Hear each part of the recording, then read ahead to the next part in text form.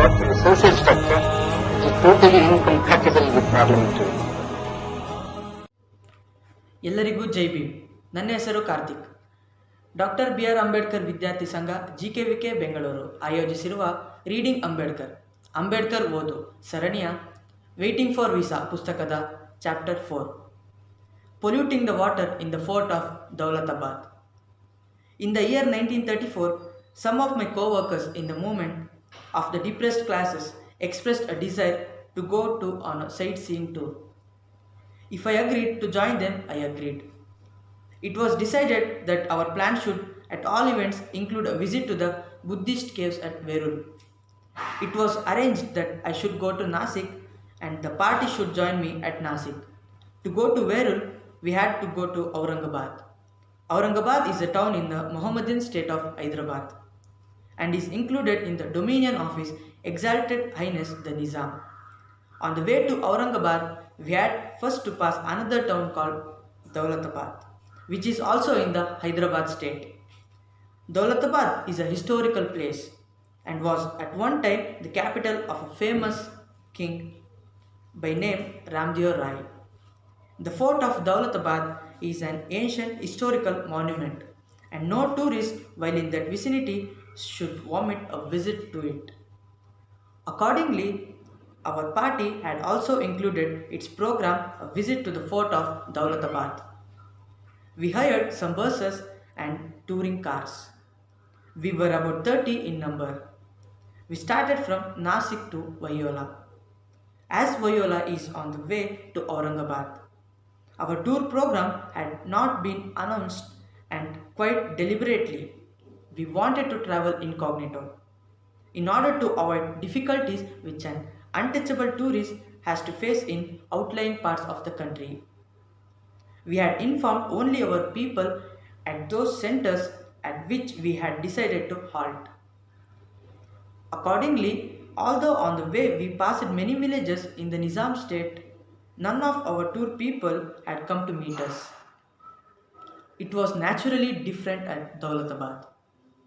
There our people had been informed that we were coming. They were waiting for us and had gathered at the entrance to the town.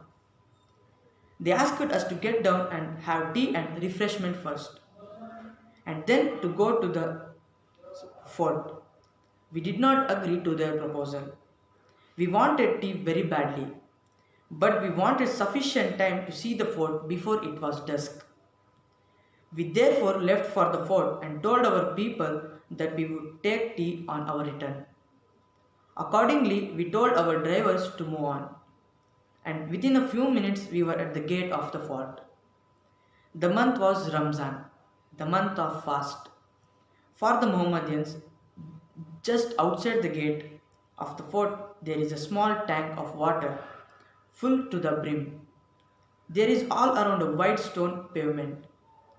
Our faces, bodies and clothes were full of dust gathered in the course of our journey, and we all wished to have a wash. Without much thought, some members of the party washed their faces and their legs on the pavement with the water from the tank. After these ablutions, we went to the gate of the fort. There were armed soldiers inside. They opened the big gates and admitted us into the archway. We had just commenced asking the guard the procedure for obtaining permission to go into the fort.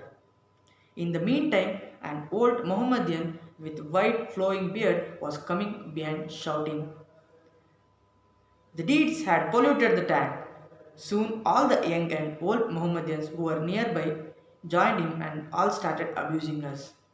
The deeds have become arrogant.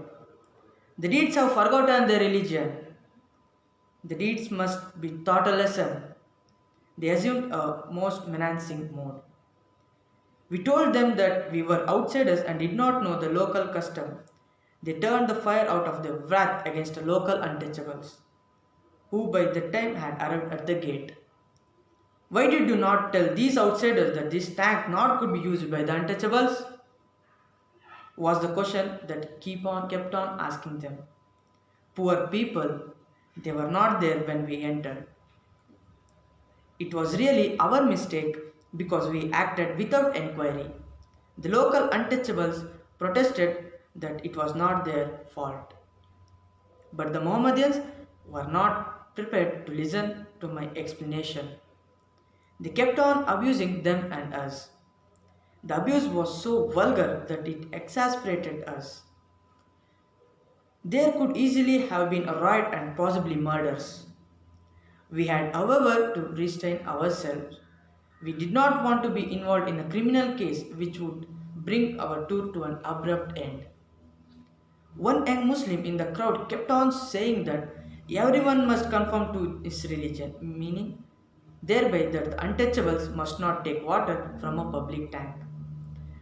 I had grown quite impatient and asked him in a somewhat angry tone, "Is that what your religion teaches? Would you prevent an untouchable from taking water from this tank if he became a Mohammedan?" These straight questions seemed to have some effect on the Mohammedans. They gave no answer and stood silent. Turning to the guard, I said, again in an angry tone, "Can we get into the fort or not? Tell us, if we can't, we don't want to stop." The guard asked for my name. I wrote it on a piece of paper. He took it to the superintendent inside and came out. We were told that we could go into the fort, but we could not touch water anywhere in the fort. And an armed soldier was ordered to go with us to see what we did not transgress the order. I gave one instance to show that a person who is an untouchable to a Hindu is also an untouchable to Parsi. This will show that a person who is an untouchable to a Hindu is also an untouchable to the Mohammedan. ಈ ಅಧ್ಯಾಯದಿಂದ ನಮಗೆ ತಿಳಿಯುವುದೇನೆಂದರೆ, ಅಂಬೇಡ್ಕರ್ ಚಳುವಳಿಗಾರರೊಂದಿಗೆ ಶೋಷಿತ ವರ್ಗಗಳ ಪ್ರಸ್ತುತ ಪರಿಸ್ಥಿತಿಯನ್ನು ತಿಳಿದುಕೊಳ್ಳಲು ಪ್ರವಾಸವನ್ನು ಕೈಗೊಂಡಿರ್ತಾರೆ. ಹೀಗೆ ಪ್ರವಾಸದಲ್ಲಿ ದೌಲತಾಬಾದ್ ಫೋರ್ಟ್ ಎಂಬ ಪ್ರದೇಶಕ್ಕೆ ಹೋಗ್ತಾರೆ. ಅಲ್ಲಿನ ನೀರಿನ ಟ್ಯಾಂಕನ್ನು ಅಸ್ಪೃಶ್ಯರು ಉಪಯೋಗಿಸುವಂತಿರಲಿಲ್ಲ. ಆದರೆ ಇವರು ಅಲ್ಲಿನ ಪರಿಸ್ಥಿತಿಯನ್ನು ಅರಿಯದೆ ಅಲ್ಲಿ ನೀರು ಟ್ಯಾಂಕನ್ನು ಇವರು ಮತ್ತು ಇವರ ಸ್ನೇಹಿತರು ಉಪಯೋಗಿಸ್ತಾರೆ. ಅಲ್ಲೇ ಇದ್ದ ಮೊಹಮ್ಮದಿಯನ್ಸ್ ಅದನ್ನು ಕಂಡು ದೊಡ್ಡ ಗಲಾಟೆನೇ ಆರಂಭಿಸ್ತಾರೆ. ಇವರಿಗಲ್ದೇ ಅಲ್ಲಿದ್ದ ಅಸ್ಪೃಶ್ಯರಿಗೂ ಸಹ ಜೋರು ಮಾಡೋಕ್ಕೆ ಸ್ಟಾರ್ಟ್ ಮಾಡ್ತಾರೆ. ಅಂದರೆ ಅವ್ರ ಜೋರೇನೂ ಗಲಾಟೆ ಸ್ಟಾರ್ಟ್ ಮಾಡ್ತಾರೆ. ಹೀಗೆ ಆದಮೇಲೆ ಇದು ಭಾಳ ಅಂಬೇಡ್ಕರ್ಗೆ ತುಂಬ ಘಾಸಿ ಉಂಟು ಮಾಡುತ್ತೆ. ಅವರು ಅಲ್ಲಿದ್ದ ಒಬ್ಬ ಮೊಹಮ್ಮದಿಯನಿಗೆ ಹೇಳ್ತಾರೆ, "ಇದೇನಾ ನಿಮ್ಮ ಜಾತಿ ನಿಮ್ಗೆ ಹೇಳ್ಕೊಟ್ಟಿರೋದು, ಇದೇನಾ ನಿಮ್ಮ ಧರ್ಮ ನಿಮಗೆ ಹೇಳ್ಕೊಟ್ಟಿರೋದು" ಅಂತ ಕೇಳ್ತಾರೆ. ಈ ಪ್ರಶ್ನೆಗೆ ಅವ್ರ ಹತ್ರ ಉತ್ತರನೇ ಇರೋದಿಲ್ಲ. ಇದರಿಂದ ನಮಗೇನು ಗೊತ್ತಾಗುತ್ತೆ ಅಂದರೆ, ಅವ್ರಿಗೆ ಗೊತ್ತಿಲ್ಲದೇನೆ ಅಸ್ಪೃಶ್ಯತೆ ಏನಕ್ಕೆ ಮಾಡ್ತೀರಿ ಅಂತ ಅವರಿಗೆ ಗೊತ್ತಿಲ್ಲ. ಅವ್ರ ಧರ್ಮದ ಬಗ್ಗೆ ಅವ್ರಿಗೆ ಸರಿಯಾಗಿ ಗೊತ್ತಿಲ್ಲ. ಅದು ಅಸ್ಪೃಶ್ಯತೆ ಒಳ್ಳೆಯದೋ ಕೆಟ್ಟದೋ ಗೊತ್ತಿಲ್ಲ. ಈಗ ಎಲ್ಲರ ಜನರನ್ನು ಒಂದೇ ಥರ ನೋಡ್ತಿಲ್ಲ. ಅದೇ ರೀತಿ ಅವರಿಗೆ ಪ್ರಶ್ನೆ ಮಾಡ್ತಾರೆ, ಅವ್ರಿಗೆ ಅದಕ್ಕೆ ಉತ್ತರ ಇರಲ್ಲ. ಇದರಿಂದ ಅಂಬೇಡ್ಕರ್ ನಮಗೇನು ಹೇಳ್ತಾರೆ ಅಂದರೆ, ಅಸ್ಪೃಶ್ಯರು ಬರೀ ಹಿಂದೂ ಧರ್ಮದ ಅಷ್ಟೇ ಅಸ್ಪೃಶ್ಯರಾಗಿ ಉಳಿದಿಲ್ಲ, ಬೇರೆ ಎಲ್ಲ ಧರ್ಮಗಳಿಗೂ ಅಸ್ಪೃಶ್ಯರಾಗಿ ಉಳಿದಿದ್ದಾರೆ. ಬುದ್ಧಂ ಶರಣಂ ಗಚ್ಛಾಮಿ, ಬುದ್ಧಂ ಶರಣಂ ಗಚ್ಛಾಮಿ.